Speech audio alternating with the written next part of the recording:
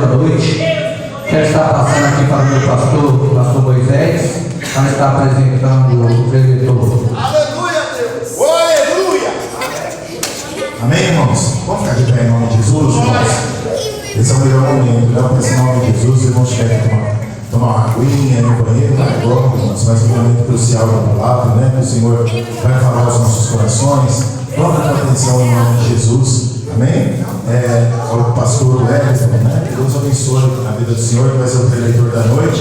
E está conosco também, não está os nomes aqui, mas tem alguém nos visitando nessa noite, irmãos? Amém? Qual é o nome do irmão? Qual? Ronaldo. Que Deus abençoe. Tem mais algum irmão? Irmão, essa é minha filha também, minha filha mais velha, tá, irmãos? A Ana Cristina, dá um sinal aí, você conhece ainda, tá bom? Essa é minha filha mais velha e o meu genro, é o marido dela, o Yuri, tá bom? Como que a igreja vai cumprimentar os irmãos em nome de Jesus? Sejam bem-vindos. Só a igreja, irmão, senão eu não volto. Senão eles não vão voltar, irmão. Vamos lá, bem forte. Sejam bem-vindos em nome de Jesus. Amém. Agora eu até ficava, se fosse o visitante, eu até ficava com essa saudação, amém? Vamos ouvir a palavra do Senhor, Senhor nosso Deus e nosso Pai, por favor, Pai. Nós te pedimos, Senhor, que o Senhor possa falar aos nossos corações. Pai, ministrar, Pai, no nosso coração aquilo que está no coração do Senhor. Meu Deus, em nome de Jesus, não aquilo que nós queremos ouvir, o nosso ego quer ouvir, mas aquilo que o Senhor tem preparado do céu para o nosso coração. Aquilo que o Senhor deseja falar aos nossos corações. Por favor, Deus, nós te pedimos, Senhor, fala conosco o que nós te pedimos, para a honra e glória do teu nome. Amém, Jesus. Amém?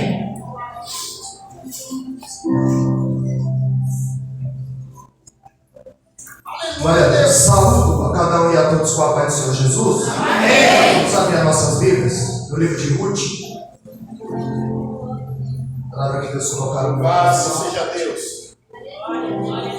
És maravilhoso, Pai. Louvo e agradeço em nome do Deus eterno, Jesus. por essa oportunidade que me concede de estar retornando a essa casa, onde aqui eu congreguei mais de 6 anos. E agora tem mais de 5 anos que eu não voltava aqui. Serei o pastor José, o pastor Carlos, agradecer o convite, o Celso, o Marcos, agradecer o pastor, o Prazer, todos. Enquanto vocês estão aqui, alguns já me conhecem. Aqui nós fizemos escolas bíblicas, pregamos, ensinamos. E cada um seguiu o seu caminho e o Senhor tem sido glorificado. Livro de Ruth, versículo 1.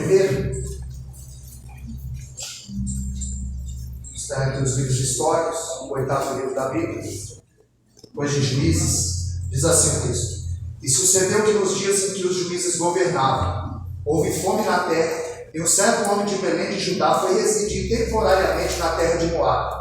Ele, sua esposa e seus 2 filhos. E o nome do homem era Elimeleque, e o nome da sua esposa Noemi, e o nome dos seus 2 filhos Malom e Quilion, efrateus de Belém de Judá. E eles chegaram à terra de Moabe e ali continuaram. E Elimeleque, marido de Noemi, faleceu, e ela foi deixada com seus 2 filhos. Então, bota para a nossa cena. Louvado seja o nome do Senhor. Quero exaurir desse livro algumas lições, e eu quero inocular isso na nossa alma. Algumas lições. O grande desafio é você ler o texto antigo e trazê-lo para o contexto de época. Você aplicar no mundo contemporâneo. O pregador é como um exímio flecheiro. Ele não pode errar o alvo. Embora a palavra diz em Isaías 55:11 que a palavra dele não volta vazia. Em Jeremias 1:12 ele vela para que ela se cumpra. Nós temos que ser como um exímio flecheiro. Charles Spurgeon dizia que é no culto que Deus governa a sua igreja. Então não se preocupe com quem entra e sai da igreja, se preocupe com quem entra e sai do culto. Billy Graham dizia que nós somos extremamente limitados, temos lábios de barro, nós só falamos ao ouvido. Só quem fala pelo coração é o Espírito Santo. Aleluia! Sabemos que dos 66 livros da Bíblia, só 2 têm nome de mulheres, o de Ruth e o de Esther. Ruth foi uma mulher gentia que se casou com um judeu rico. Esther foi uma mulher judia que se casou com um rei gentil. Só esses dois nomes levam, só esses dois livros levam os nomes de mulheres. E geralmente a Bíblia, quando nós a lemos, nós sabemos que as dificuldades, as lutas, elas vinham sobre as tribos, sobre as nações, mas o livro de Ruth especificamente é sobre uma família. E hoje, junto com a família, foi essa palavra que Deus preparou para o nosso coração. Glória a Deus. Esse livro de Ruth, ele é lido no dia de Pentecoste, que é o dia da colheita, o dia das primícias. E Ruth, por ser uma respingadeira, ela vivia das sobras, junto com a sua sogra, Noemi.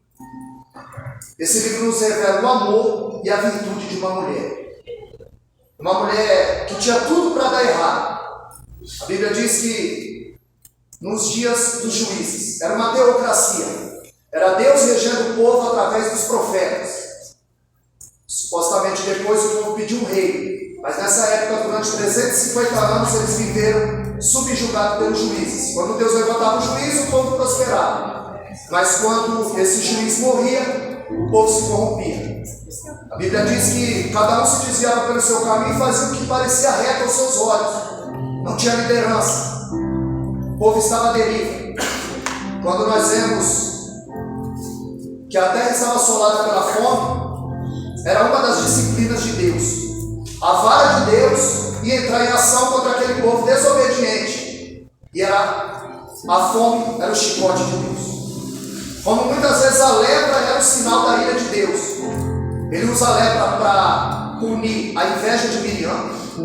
Ele usa a lepra para punir a ganância de Geazi. E ele usa a lepra para punir a soberba do rei dos céus.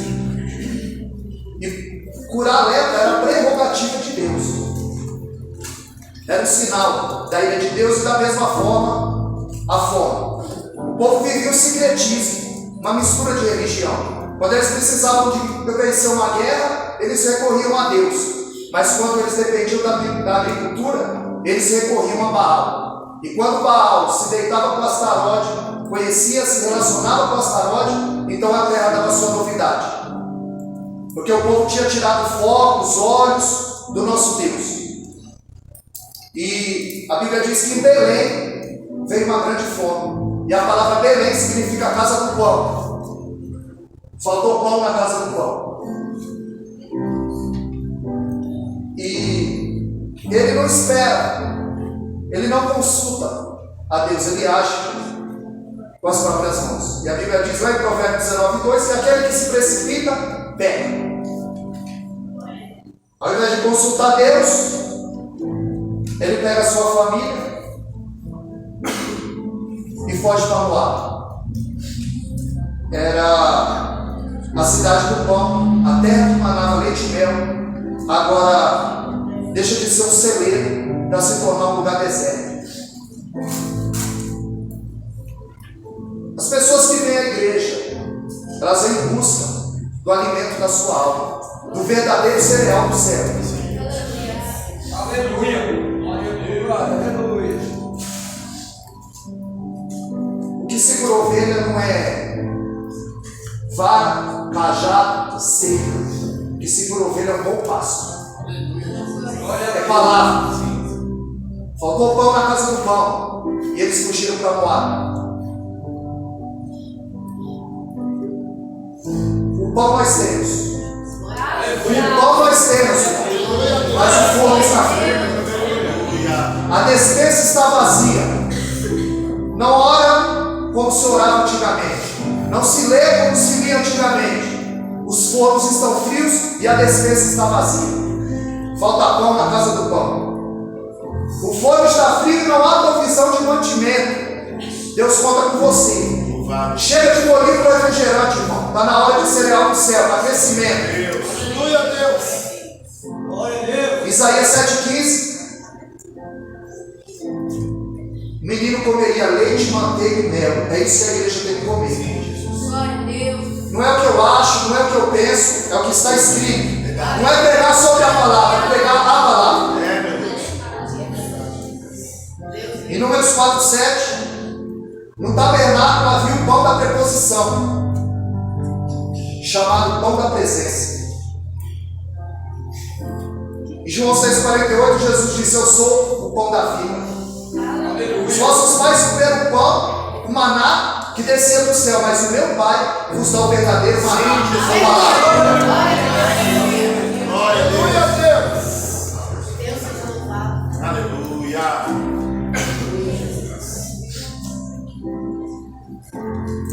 Nós precisamos voltar a viver a palavra. Sim, Pai. Elimeleque era um homem que tinha bens, mas a fome chegou e bateu na casa dele. Por isso que Jesus, no sermão da montanha, no monte, lá 7,24, Mateus capítulo 7, a partir do verso 24, ele disse: aquele que ouve as minhas palavras e as pratica, assemelhado ele ao homem que edificou a sua casa na rocha, onde desceram os rios, onde desceu a chuva, correram os rios, sopraram o vento, combateram contra aquela casa, mas não puderam derrubá-la, porque ela estava edificada na rocha. E da mesma maneira, a casa que estava na areia, as duas estão em pé, edificadas, mas a gente só vai saber qual está na rocha é quando a fome bater na tua casa. É quando a mentira bate na casa do crente. É quando a morte bate na casa do crente. Esse povo, ele estava totalmente emparedado, encurralado pelo Senhor. Ao invés de enfrentar, eles fugiram. Eles foram em busca de sobrevivência e deram de cara com a morte. Porque quando eles chegaram em Moab, Elimeleque, o seu marido, morre. Foi atrás de pão, encontrou a sepultura. Atrás de sobrevivência, encontrou a morte. Porque Moab não tem nada para crente. Deus te chamou para ficar em Belém.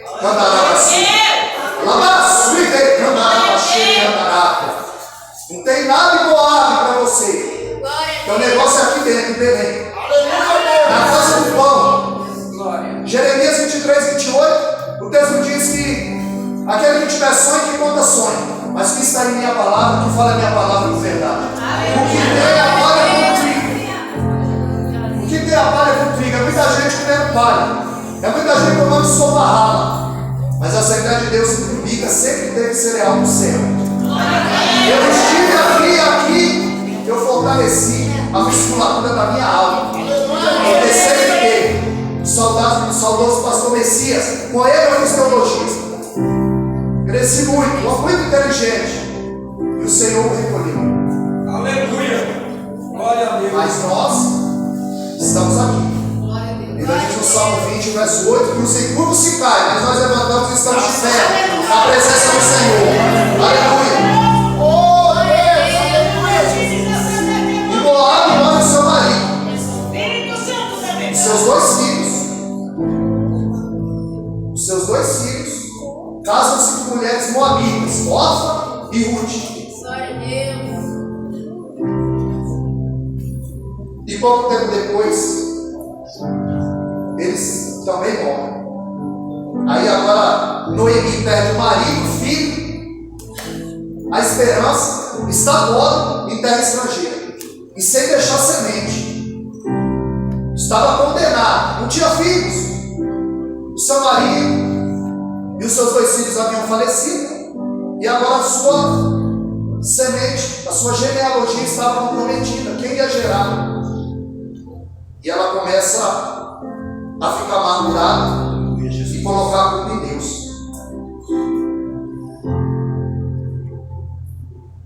Mas lá no livro do profeta Ezequiel 17, 24, Deus diz que ele eleva a árvore baixa e abate a árvore alta.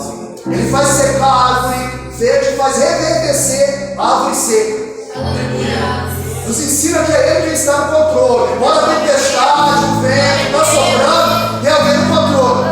Deuteronômio 32, 39. Veja que eu sou e fora de mim não há outro. Eu firo, eu sado, eu mato, eu faço viver. Eu sou o Senhor e faço todas essas coisas. Não está mostrando quem está no controle da tua vida. Sim, meu Deus.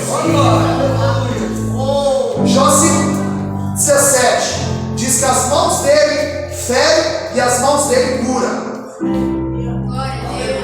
Isaías 45, 7. Ele diz: eu formo a luz e crio as trevas, eu faço a paz e crio o mal. Eu sou o Senhor e faço todas essas coisas. Tem alguém no controle. O mundo não está à deriva. Verdade, Jesus. 1 Samuel, capítulo 2, verso 7. A partir do verso 6. O texto diz que a que tinha muitos filhos se enfraqueceu, e a que não tinha nenhum teve 7. Porque ele abate, é ele que exalta, é ele que começa, é ele que enriquece, é ele que vai descer a sepultura, e é ele que vai subir a sepultura. Tem alguém no controle. Manda assim. Aleluia. Louvado seja o nome de Deus eterno. Glória a Deus. Aleluia a Deus. Por que eu estou falando tudo isso? Porque ela ouviu falar que Deus visitou o povo com pão, lá em Belém. Oh, glória. Porque o mesmo Deus que puniu é o mesmo Deus que entrou na provisão.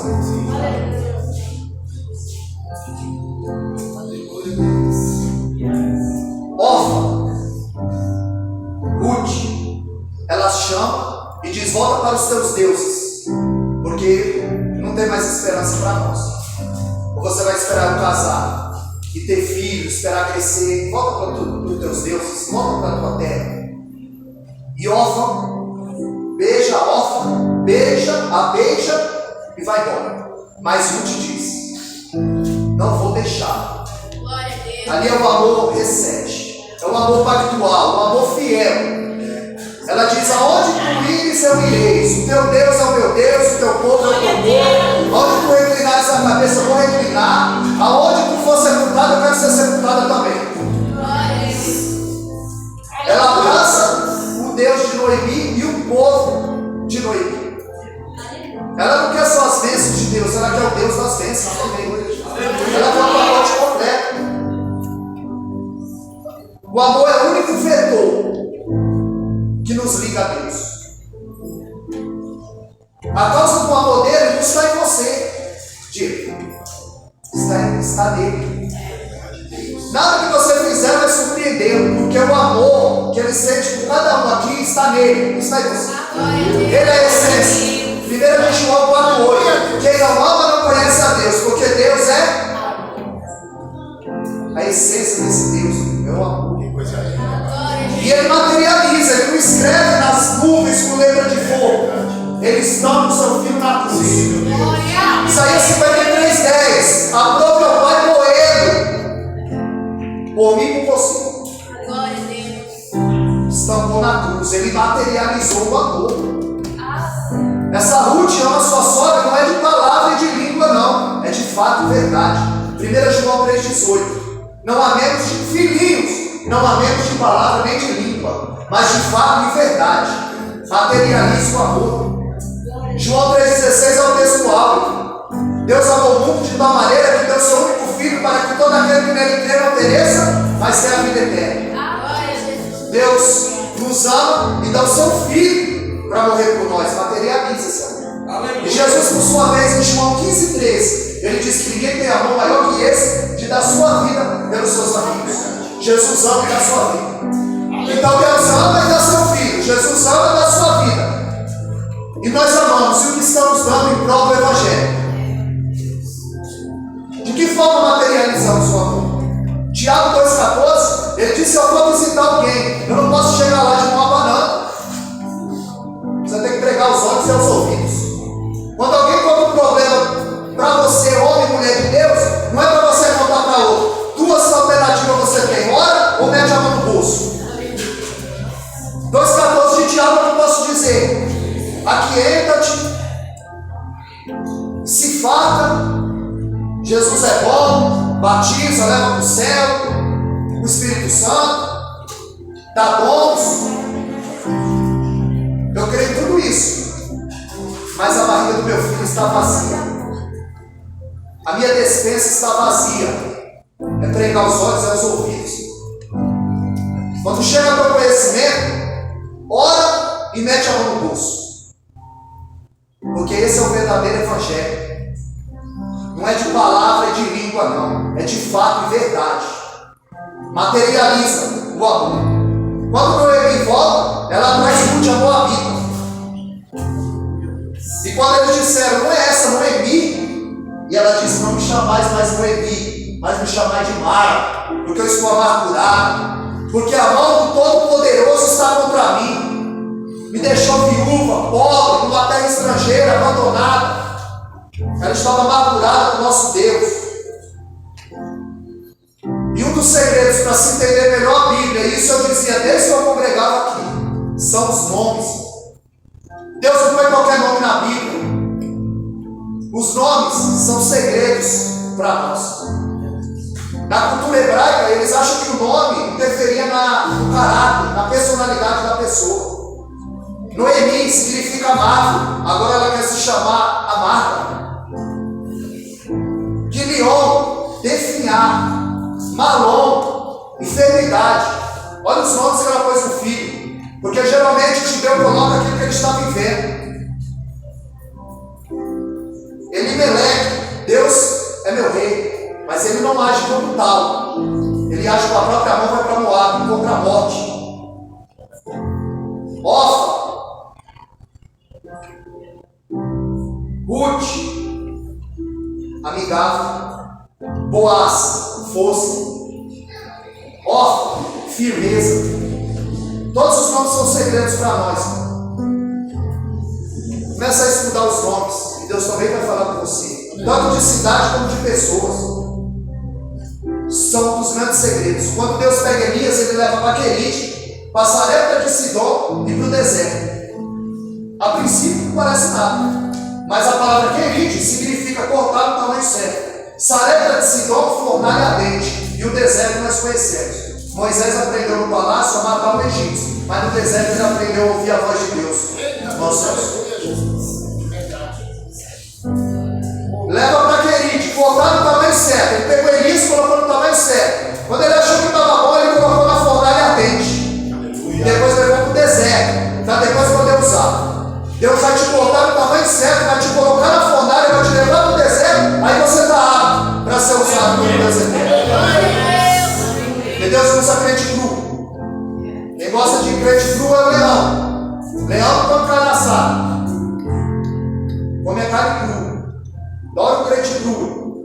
Nós precisamos orar, nós precisamos jejuar. Só jejum que tem fome de Deus. Nós precisamos fortalecer a musculatura da nossa alma. Porque o mundo espiritual é mais real do que estamos nos vendo aqui. E o que vai acontecer no físico, primeiro acontece na estrutura espiritual. Quando capturam Sansão, a vaza dos seus olhos. O que significa? Veio para o físico que já tinha acontecido no espiritual. Ele já estava cego faz tempo espiritualmente. Dalila foi a gota d'água.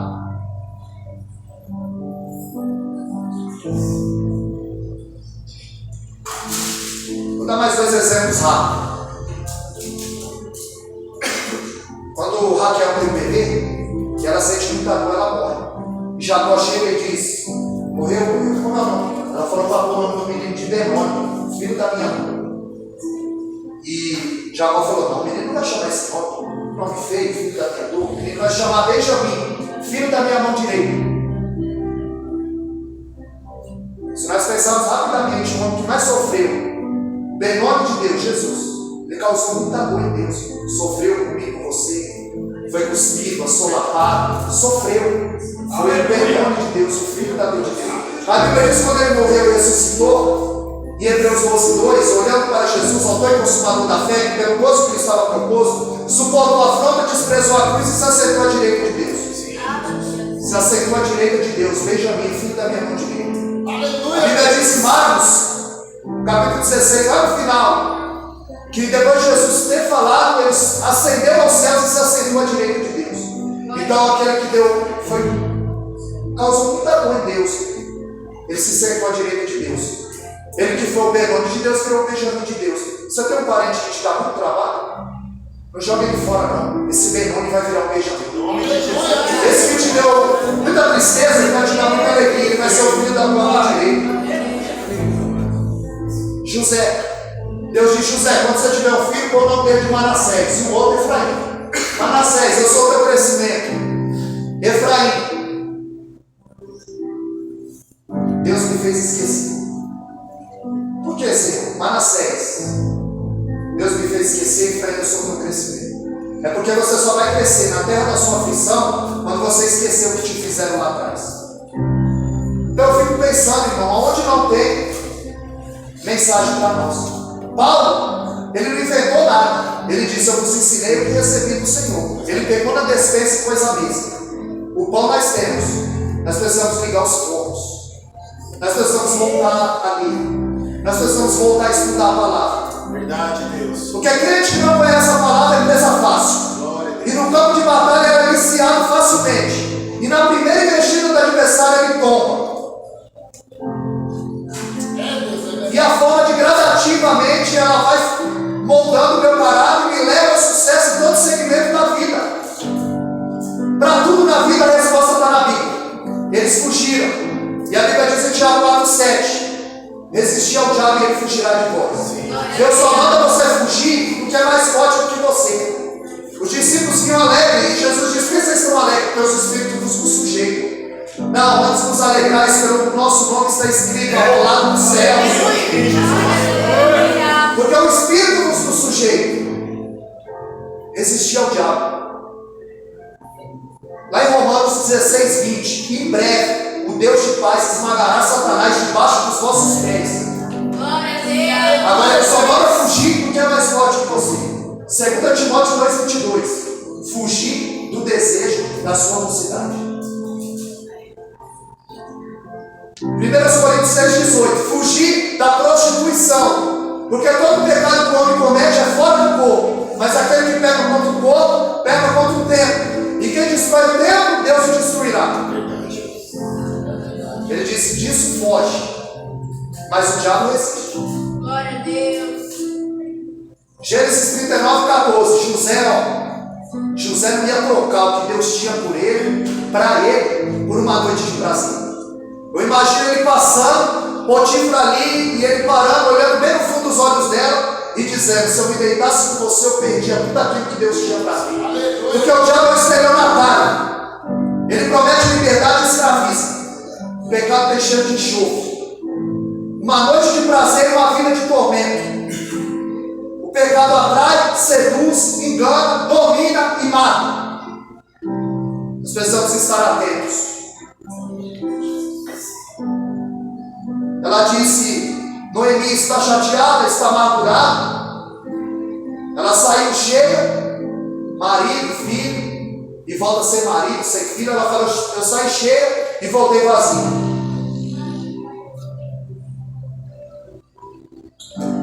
Mas isso foi para fortalecer a musculatura da alma dela. Ela não estava entendendo o trabalhar de Deus, como muitas vezes acontece na nossa vida, e questionamos: por quê?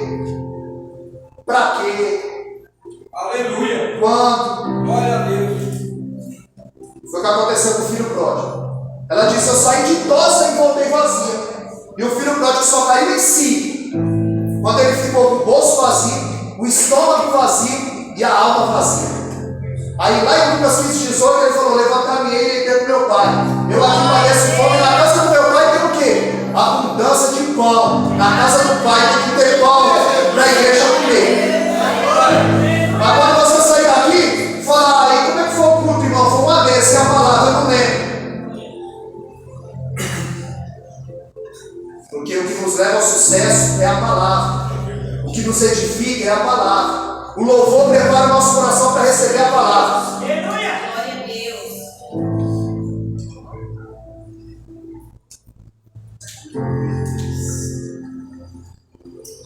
E eles ali comentam: mas Ruth é melhor do que 7 filhos. Porque Ruth não quer só a bênção, ela quer o Deus das bênçãos. Aleluia. O filho pródigo, ele estava na casa do pai quando o pai tinha aquilo que ele queria para oferecer. Quando virou monótono, estava na rotina, ele não queria mais. Ele esticou o pescoço e viu um mundo multicolorido.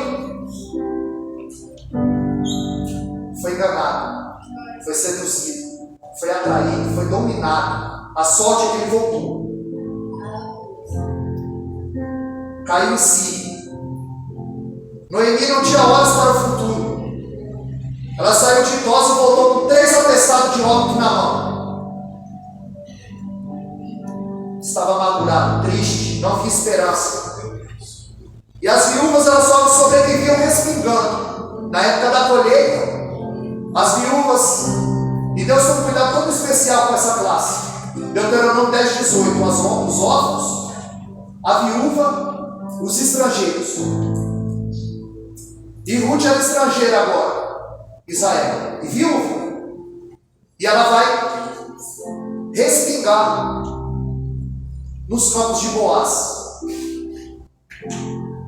Boaz, quando a vê, se encanta por ela. Mas não é pelos predicados dela, não. Não é pelas roupas que ela usa. Não é pela beleza. Não. Ele se encanta porque ele ouviu falar como Ruth agiu com a sua sogra. O amor recebe, o amor pactual, a fidelidade. Ele viu que ela abraçou a fé. Porque se você for procurar lá fora, você vai arrumar problema com o sogro. Porque o pai do ímpio é o diabo.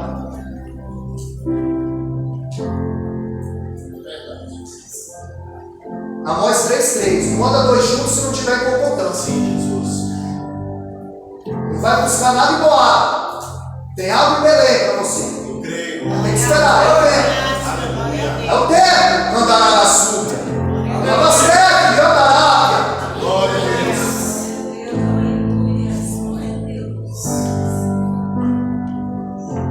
Noemi abraçou a fé. Aí Boaz disse aos seus servos: deixa de propósito para ela colher, para ela ficar aqui. E os seus servos deixavam, ela respingava, levava o alimento. Noemi falou: aonde está respingando? Na eira de Boaz, que a Bíblia diz que era um homem rico. Deus tem o melhor no seu povo. Sim, Deus. Que a gente se precipita. E ela fala: olha, Noemi começa a instruir Ruth, como ela deve se vestir, como ela deve se portar. E ela diz: olha, quando ele dormir, se deita ao lado dela e descobre os seus pés. E eu fiquei pensando e pesquisando na cultura judaica, tem alguma coisa a ver? Depois eu me lembrei da minha filha, a Sara, que está ali. Aí Sara significa princesa. Eu posso colocar qualquer nome na minha filha, porque eu conheço. E ela não dorme se ela não tiver de meio, porque esquenta os pés. E quando ela falou: olha, descobre os pés, é para ele sentir frio, acordar e vê-la. E quando ela descobre os pés dele, ele fica com frio, acorda, quando vê, ela está ao lado. Aí ela disse: me cobre com a tua asa, lança sobre mim a tua capa. Aleluia! Mas ele era crente, Boaz era crente. Ele falou: não, tem um parente mais próximo do que eu. Se ele não quiser, eu arrestar. E essa palavra no grego é goel, parente resgatador, remidor. É a mesma que Jó usa, 19, 25. Eu sei que o meu Redentor vive. Eu sei que o meu goel, ele vive. Meu parente próximo vem aí. Ele vai limpar minha barra, ele vai provar minha inocência, ele vai pagar minha dívida. É isso que Jó está dizendo. Porque ele está sendo acusado no capítulo 3 até o capítulo 27. Ele está dizendo: meu goel vem aí. Ele vai limpar minha barra, vai me chamar o evento dele. Eu sei. E aqui, ele é o goel, o parente que pode resgatá-lo, que era junto com a lei do levirato. Quando o marido morria, o irmão dele poderia ir, casar-se com a viúva para suscitar filhos e perpetuar a semente, o nome do irmão que faleceu. Segura esse relógio aí, Jeová. Que é 8h14, eu pensei que era 24, vou encerrar. Glória a Deus. Louvado seja Deus.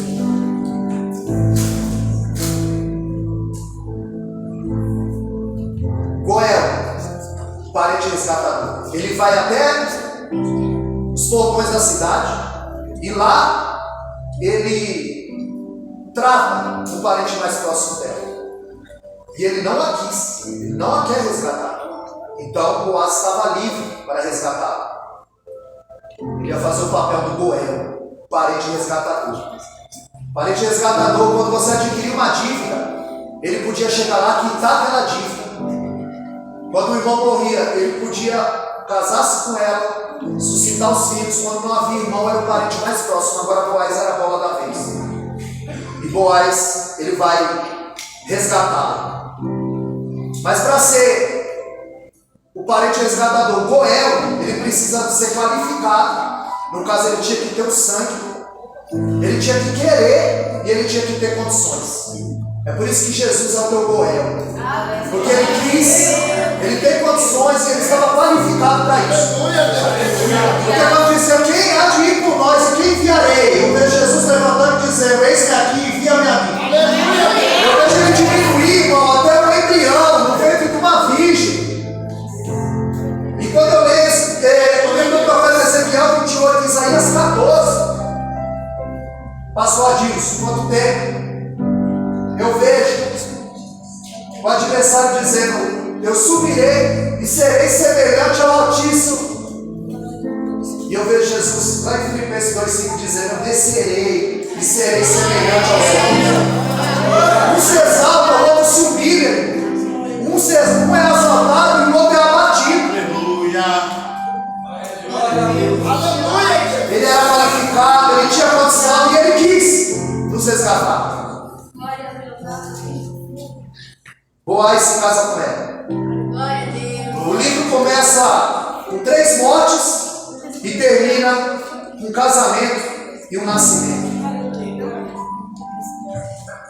E nasce Obed, que significa adorador. Nasce um adorador. Boaz significa força. Ele gera de Ruth, que é amigável, Obed, que é adorador. Sabe quem ele vai ser? O pai de Jessé. Sabe quem Ruth vai virar? A bisavó de Davi. Um dos homens mais importantes das Escrituras. É o nome humano que mais aparece na Bíblia. 930 vezes, pastor José. Aparece o nome de Davi na Bíblia. A promessa. Ela era moabita, mano. Ela não podia entrar. Deus falou que os moabitas não entrariam na congregação do justo. Sabe quem era Moab? Era uma junção, quando as filhas de Ló, aí o embebedou e se deitou com ele, porque ela achou que todo o povo tinha sido estipado da terra. Embriagou o pai, se deitou com eles e ali gerou um menino chamado Moab. Os moabitas, povo idólatra, nascido de um incesto, tinha tudo para não dar certo. O rei Eglon, ele subjugou 18 anos, o rei Moabita subjugou 18 anos Israel. Quando Israel saiu do Egito, ele não saiu com pão e água para salariar o povo. O rei Moabita chamou Balaão e mandou amaldiçoar o povo. E quando a Balaão amaldiçoava o povo, Deus disse, você não pode amaldiçoar o que eu abençoei. Glória a Deus. E ele não conseguia, ele falou, eu não consigo amaldiçoar esse povo, mas eu tenho uma estratégia. Coloca essas mulheres na visão deles para eles se deitarem com ela. Foge, corre. Mas ao diabo você resiste, porque Deus te deu poder, Deus te deu graça, Deus te deu autoridade. Ela não podia ser improvável, eu também, é improvável para aqui. Da onde Deus me tirou para pregar. Isso aqui tinha dente, tinha medo de microfone. Mas Filipenses 1,6, quando ele chama, ele se responsabiliza, ele capacita, ele aperfeiçoa em vós. Mas você precisa dar lugar. Aleluia. Dá lugar, porque grande é a seara, Lucas 10:2. Grande é a seara, mas poucos são os ceifeiros.